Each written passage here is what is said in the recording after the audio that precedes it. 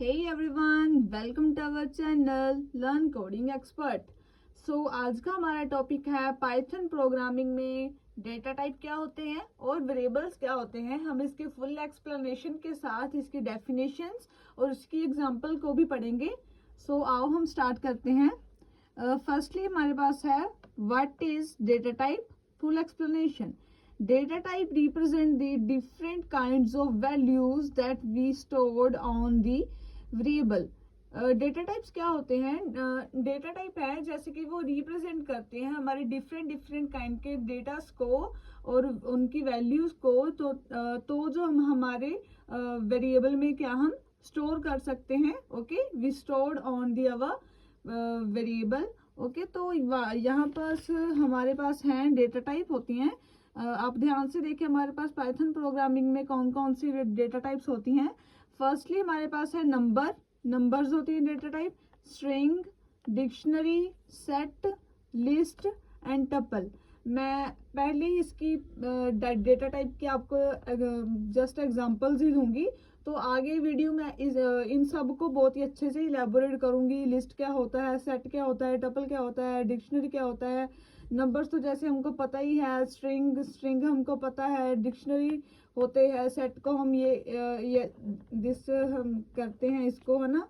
तो लिस्ट को हम करते हैं, टपल्स को करते हैं। ओके, सो मैं आगे वीडियोस में भी इन सब को अच्छे से इलेबोरेट करूंगी। तो पहले आप देखें डेटा टाइप की टाइप्स होती हैं ये सब। नंबर होते हैं, स्ट्रिंग होते हैं, डिक्शनरी होती है, सेट होते हैं, लिस्ट होते हैं और टपल होते हैं। ओके, सो आगे पढ़ते हैं हम। We do not need to specify the data type explicitly based on values types allocated automatically. हमको नीड नहीं होती है स्पेसिफाई करने की कि डेटा टाइप कौन सी है, क्योंकि हमारा ये जो लैंग्वेज होती है, पाइथन लैंग्वेज होती है, ये हमारी डायनामिकली टाइप लैंग्वेज होती है। इसको हमको यहाँ पर डेटा टाइप लिखने की ज़रूरत नहीं पड़ती है। हम इसको अच्छे से लिखेंगे, जैसे कि हम हमारी एग्जांपल को देखते हैं। जैसे कि यहाँ पर हमने लिखा है a=10, तो हमें यहाँ पर लिखने की ज़रूरत नहीं है कि ये इंट है। ये जो हमारी पाइथन लैंग्वेज होती है, ये हमारी डायनामिकली टाइप्ड होती है। ये अपने आप ही समझ जाती है, अपने आप ही इसका टाइप्ड हो जाता है कि ये कौन सी है, इंट है, फ्लोट है, डिक्शनरी है। ओके, सो पढ़ते हैं हम पहले। Python is a dynamically typed language. Python क्या है? हमारी एक डायनामिकली टाइप लैंग्वेज है। ये क्या है? हमारे एक इम्पोर्टेंट नोटिस है जो आप अपने एग्जाम में लिखोगे तो आपको बहुत ही अच्छे से समझ लगेगा और आपके एग्जामिनर को भी बहुत ही अच्छे से समझ लगेगा कि आप क्या बोलना चाह रहे हैं। ये जो बहुत सिंपली लैंग्वेज में आपको सभी सब्जेक्ट में आपको बहुत ही अच्छे से सिंपली लैंग्वेज में कराती हूँ, तो आप पूरी वीडियो को एंड तक देखते रहिए ताकि आपको बहुत ही अच्छे से समझ आ सके। ओके, तो ये है इसके एग्जांपल्स हैं। जैसे कि हमने यहाँ पर हमने a=10 दिया है। ये कौन सी वैल्यू? हमारी इंट वैल्यू है। यहाँ पर हमने अंकित दिया है, ए में डबल कोट्स में दिया है, तो ये क्या हमारी स्ट्रिंग वैल्यू है। यहाँ पर हमको टाइप करने की जरूरत नहीं है कि ये स्ट्रिंग है, इंट है, जैसे कि हम यहाँ पर करते थे इंट ए। जैसे कि हम सी में यहाँ पर करते हैं इंट a=10। हमको यहाँ पर पाइथन प्रोग्रामिंग में इसको करने की जरूरत नहीं है। ये जो हमारा पाइथन है ये डायनामिकली टाइप्ड है, ये अपने आप ही इसको बहुत ही अच्छे से टाइप्ड कर लेता है। ओके, तो ये क्या हमारी है? डबल कोट्स में है अंकित जैसे हमने लिखा है, तो ये हमारी है स्ट्रिंग है। तो ओके, तो जैसे कि हमने पॉइंट्स में वैल्यूज लिखी हैं, जो भी हम पॉइंट्स में वैल्यूज लिखते हैं वो हमारी क्या होती हैं? फ्लोट वैल्यूज होती हैं। ओके, सो ये हमारी क्या है? सेट है। जैसे कि हम करली ब्रेसेस में हम हमारे डेटा को एंटर करते हैं, वो हमारी क्या होती है?